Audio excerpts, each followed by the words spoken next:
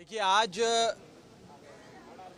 लगभग 65 राज्यसभा के सांसदों ने मणिपुर पे चर्चा का नोटिस दिया और ये कहा एक लंबी और एक विस्तार से मणिपुर पे चर्चा सदन के भीतर हो।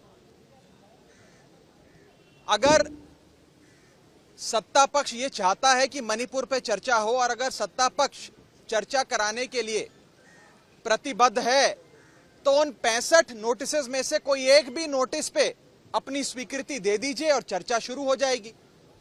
केवल सदन में आकर ये चिल्लाने से कि हम चर्चा चाहते हैं, चर्चा नहीं होगी। 65 नोटिस शायद आज तक भारत के संसदीय इतिहास में, राज्यसभा के इतिहास में 1952 से लेकर आज तक पहली बार इतनी बड़ी संख्या में सांसदों ने 267 का नोटिस दर्ज कर कहा कि हमारे देश का एक अभिन्न अंग, हमारा एक बहुत ही महत्वपूर्ण बॉर्डर स्टेट मणिपुर जल रहा है, मणिपुर के विषय में चर्चा हो। लेकिन सरकार ये चर्चा नहीं चाहती।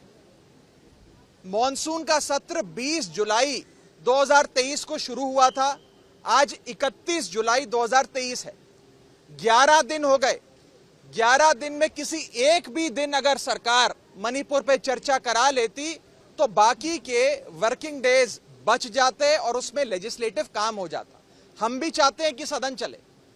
और आज मुझे याद आता है उस समय के leader of opposition Arun Jaitley ji और उस समय की नेता विपक्ष सुषमा स्वराज जी लोकसभा की, उनके कथन की याद आती है कि कभी कभी सदन में विपक्ष की आवाज सुनवाए जाने के लिए अगर आपको अपनी आवाज बुलंद करनी पड़े तो उससे लोकतंत्र मजबूत होता है, लोकतंत्र कमजोर नहीं होता। और आज उसी कथन का हवाला देते हुए हम चेयरमैन साहब से, सभापति जी से हाथ जोड़कर विनती करना चाहेंगे कि मणिपुर के विषय पे चर्चा हो।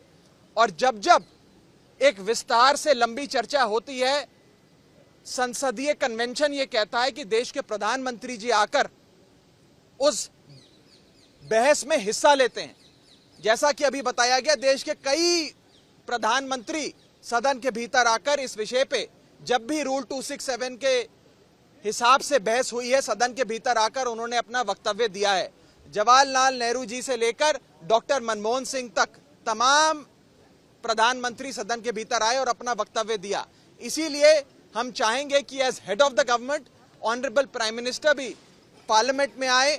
दोनों में से जो सदन उन्हें पसंद है, लोकसभा पसंद है तो लोकसभा, राज्यसभा पसंद है तो राज्यसभा, दोनों में से किसी भी सदन में आकर मणिपुर पे अपनी बात रखें और सरकार क्या कदम उठाने जा रही है इस विषय से पूरे देश को अवगत कराएं।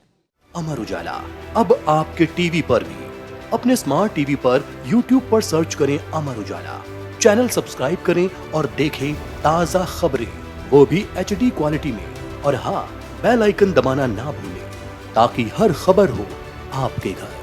अमर उजाला, निष्पक्ष, निर्भीक, निरंतर।